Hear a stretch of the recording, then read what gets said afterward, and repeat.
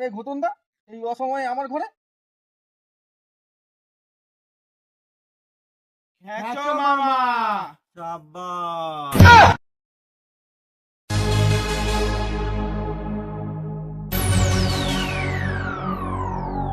হ্যাঁচো মামা। সাবাস। যা যেমন করেছিস, আমাকে আসতে হলো কষ্ট করে। ঘটন দা, আমি কিন্তু কিচ্ছু করিনি। তাহলে কি মিথ্যে কথা বলেছে আমাকে ও পাড়ার সোনামণি? সোনামণি, কোথায় চললে?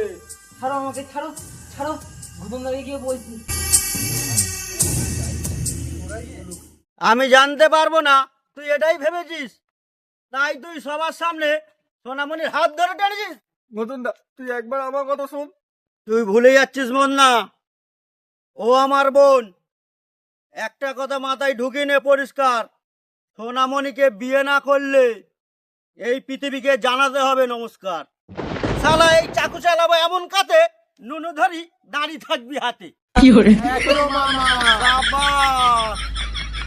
এবার তুই ঠিক কর, কি করবি?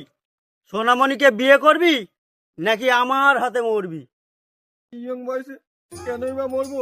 ঠিক আছে ঘটন দা, আমি সোনামণিকে বিয়ে করবো।